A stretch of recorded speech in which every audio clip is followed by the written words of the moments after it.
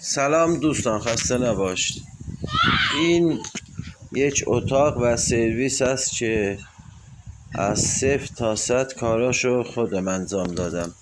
ایزوگام، کاشیکاری، سیمانکاری، بعد این لوله کشی ها را 0 تا 100 همشو، درهاشو همشو خودم انجام دادم. سقفشو، ایزوگامشو، کاشیکاریشو، جزکاریشو. ممنونم. اگر کاری داشته باشید به من واگذار کنید، در خدمتتون هستم. خسته نباشید.